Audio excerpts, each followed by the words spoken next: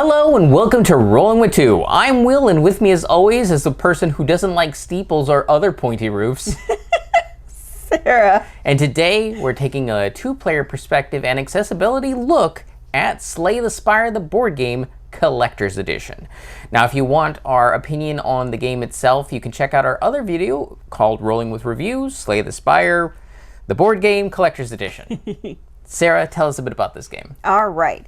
Slay the Spire, the board game, is a Collector's Edition is a cooperative deck-building adventure based on the video game of the same name. Well, except the board game, the Slay the Spire part. Anyways, craft a unique deck, encounter bizarre creatures, discover relics of immense power, and finally become strong enough to slay the spire. All right, Will, so how does the game change for two players? So actually every player count will be a little bit different, and it really comes down to when you fight monsters, how you put out the monsters. Right. Because each hero is going to get their own set of monsters. So that's how it will be different from a one player versus two player versus three versus four. Also, the hit points of the bosses and some elite enemies, their hit points are going to be determined by the number of players. Right. So that's how you check. Now, there is no AI in the traditional sense. However, there is an AI bot for essentially every monster. And every monster is either going to be, they're just going to tell you what they're going to do, or you roll a die and then all the monsters who have a die roll AI will look to that die to see this is what we're doing this round. Or there's going to be a little tracker on the monster that just gets moved at the end of the round, so you know what's coming up for the current round. Yep, pretty much. All right, so looking at issues at the two-player count, we really couldn't identify anything that was wrong or difficult or challenging or anything. Nope. All right. Just no. Nope. Which is saying something considering the amount of game, because I mean, the collector's box is of course bigger than a normal one, but there is still a lot of game, even if you did not get the collector's edition. Right.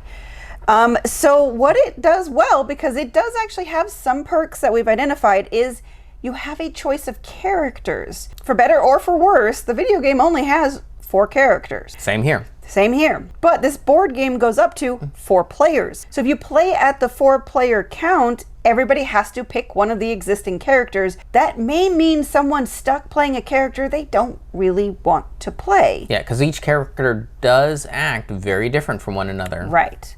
So here, the 2-player count, well, hopefully you could find one of them that you're going to enjoy and not have a fight over what character to play. Yes.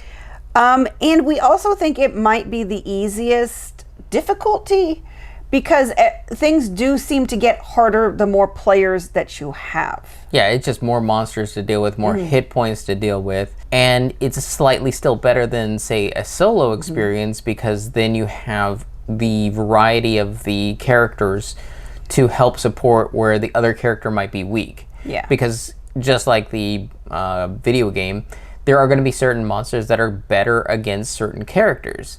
Right. And it's kind of hard for that character to overcome them. They still can overcome them, it just takes a little bit extra effort. In a 2-player game, you have the other person to rely on. It's like, well, let me take care of that monster. Right. And you take care of my monster, and cross each other and strengthen each other. Because even though each player gets monsters lined up against their character, any player can attack any monster.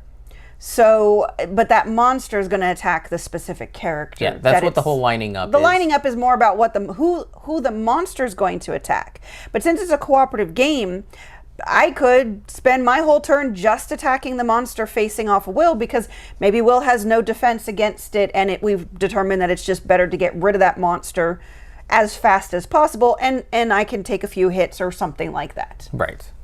Okay, so that's kind of it for the 2-player experience. So yeah, it might be a good way to get started. Yes, it's definitely how I would recommend someone jumping into learning the board game.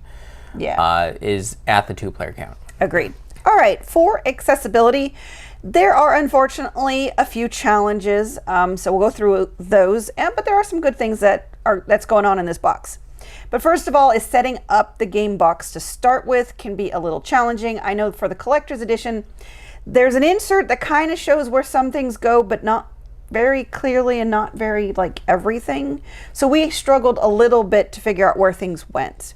They may have done it so that you can organize things the way you want, which I kind of get, but it would have been nice to have a little bit more guidance. But what's really going to take a lot of time, and this could be a mobility challenge, is you have to sleeve almost all the cards. Yeah, all the cards that you play with for a hero, because they have the ability to upgrade, they can be pulled out, flipped around, and slotted back in. So you have to sleeve them, because if you drop any cards, then like, oh, was this upgraded or not? You can't play it without being sleeved. Right. Because then they don't have official backs, and you don't remember which side your card was on. Right, because here the sleeves have the back side of the cards. It says Slay the Spire or whatever on the back.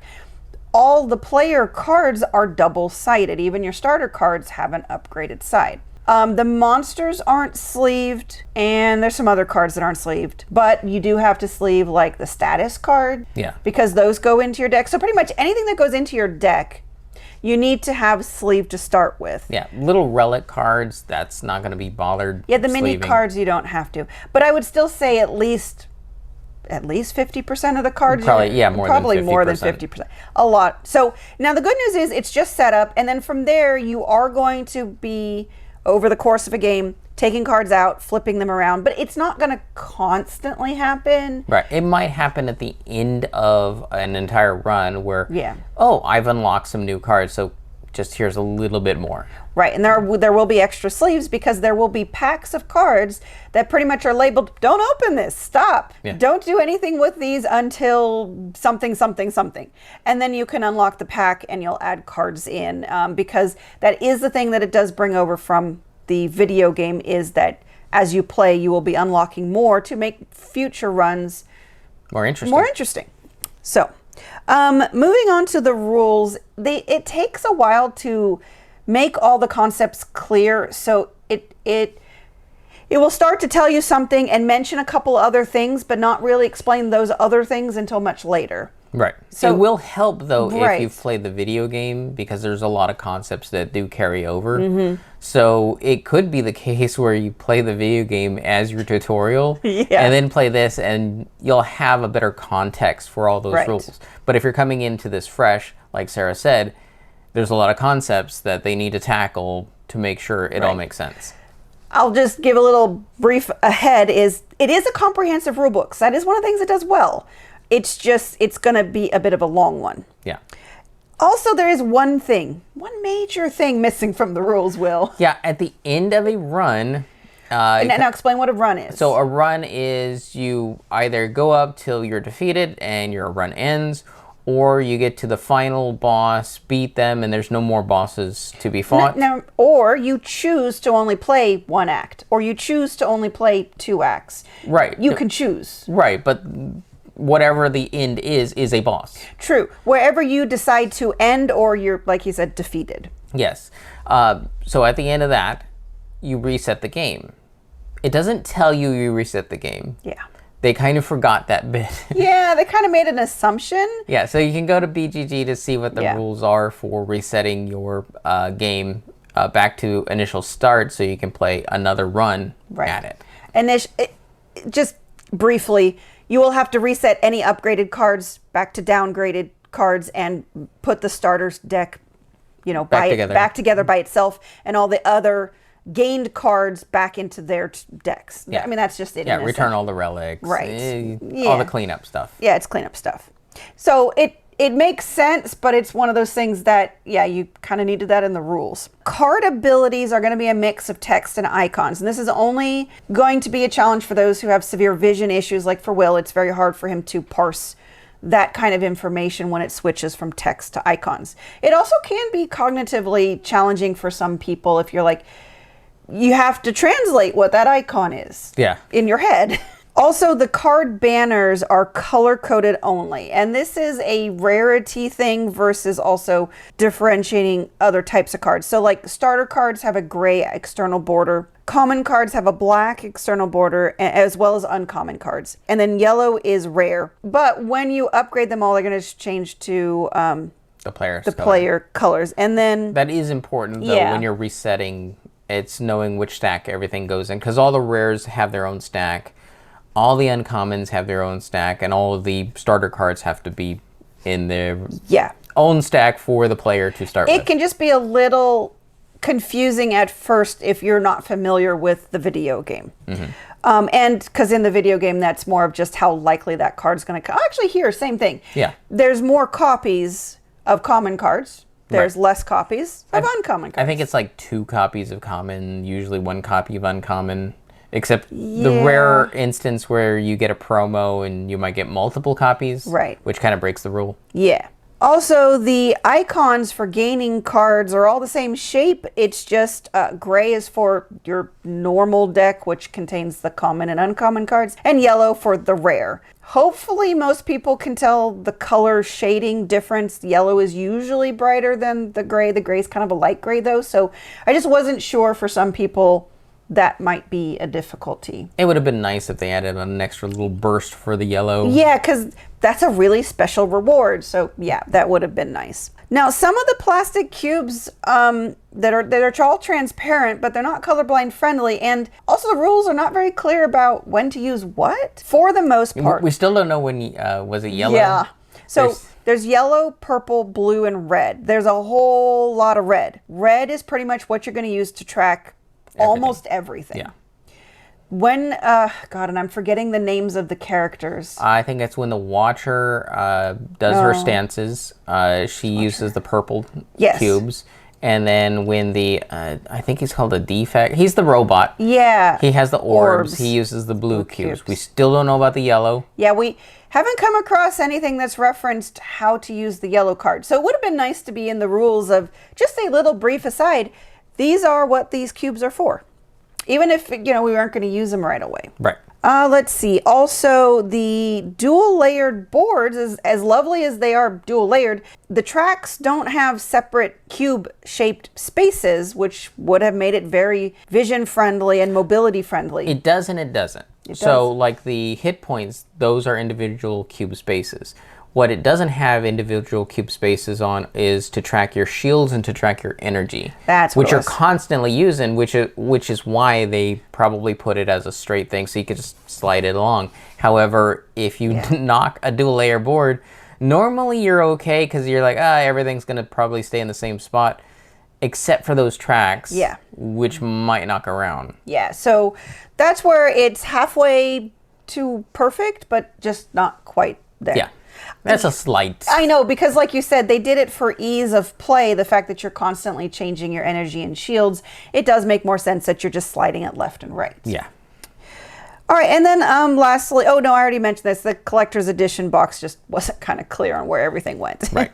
So what this does right, it's great text with clear contrast with its background, so you're not going to have trouble seeing anything there. The icons are unique, easy to see, easy to understand, and there's not that many different icons either, so that part of the comprehension isn't difficult. The coins are different sizes between the 1s and the 5s, both in the cardboard and the metal. The metal has an extra neat element in the fact that the 1s have little holes in the middle of them, and the 5s don't. So you can even quicker just grab one and go, that's a 1, that's 1, that's 1, that's 5, there you go. The tokens are clear to tell apart because there's a lot of cardboard tokens, but they're all the same shape. So they're all circular, but the images and icons on them are very distinct. So for most, when it's just coming down to colorblind accessibility, it's fantastic. But if you have a more severe vision challenges where you can't parse the icons apart, that's going to be a bit of a challenge. But the good news is it's a co-op, so everything's open information. Yeah. So it doesn't say you have to keep the cards in your hand a secret. You can talk to each other about it. Well, you're supposed to talk to each other about it to plan. Yeah. And in the end, the rules are comprehensive. Like I mentioned, it's just going to take a little bit of time to get there. Yes. All right, conclusion. For 2 players, would you recommend? Oh, definitely. Like we said, I think this is probably a good way to learn the game. Yes, this is actually the preferred player count that I would suggest for people to start with, and it might be hard to come off of that. Yeah. Like, do we have to play with more players? Okay, and I even wouldn't say 1 player is where I would recommend for this game. If you're doing 1 player, just play the video game. Yeah, because the video game, you can do so much more. They actually had to strip out some very popular mechanisms out of the board game because it just wouldn't work with physical components. I can't remember. Some people were asking for something. Yeah. There was simple mechanics that they just couldn't balance it because they shrunk all the numbers down. Yeah. And they had to do it that way. Caltrops. Caltrops, that's what it was, not shivs. Caltrops. Yeah. The shivs is still in the game. Right, caltrops. But yeah, it just doesn't work mechanically in a board game, but it does work in a video game. Yes. Accessibility. I'd say mostly your biggest challenges are going to be mobility with the sleeving and unsleeving cards and resleeving cards. And then the other is going to be the rules comprehension. But as Will said, if you've played the video game, the rules are going to be pretty easy for you to grasp the differences because there's not a lot of differences. But if you're coming into this where nobody at the table has played the video game, it could be a bit of a challenge. Yeah, and I would say for accessibility, I was a little concerned that with as much as happens and goes on with the video game, I was concerned that there was a lot that was going to need to be tracked by players. And I'm like, this is going to be a slog, isn't it? They did a fantastic job making a very light cognitive load. So they focused in on the fun. Yes, they definitely did, which is, well, fantastic. Yes, so I think they did very well in the accessibility. Agreed. All right, well, that will do it for us. And Sarah. Yes. I'm not sure about you, but I think this board game is kind of now my gold standard for a game that's been adapted both in video games and in board games. Yes. Is that the... I am trying to think of other ones. I think we've had... So we're probably one of the few people who had a poor experience with the Stardew Valley, but we played the first edition, which admittedly had rough edges. But the second edition, a lot of people have said fantastic things about it, but we kind of got burned on that. I'm trying to think of other video game adaptations. Well, we've seen other ones where it's like Catan turned into a video game. Oh, you're talking about both ways. Both ways. Because I like Slay the Spire both directions. In fact, if I was introduced to this first and then the video game, I couldn't tell you that the video game had come first. Oh, I see what you're saying, because this is so solid. Yes, this is so solid on its own. It's not trying to shortchange itself in any way. Because it's too busy trying to be the other thing. That's true. A lot of them are trying to, like the Civilization games, when they're trying to be Sid Meier's Civilization in a board game, and yeah, it's just too much. Yeah, we finally found a Sid Meier's Civilization game that was good as a board game because it wasn't too busy trying to be Sid Meier's Civilization video game. Right. So yeah, I agree. Slay the Spire, the board game, is probably my new standard for how to effectively translate a video game into a board game by focusing in on the fun. Yes. And why would you ever roll with just one when you can be rolling with two? If you have any questions, comments, or concerns, you can reach out to us on the various social media platforms at Rolling with Two, that's TWO. We're on Blue Sky, Facebook, Twitter, and Instagram. For Discord, we have a channel on Tabletop Express. Check the show notes for the invite link. If you have time, check out the other content Nanaman has found for you, because remember, he's rolling with you.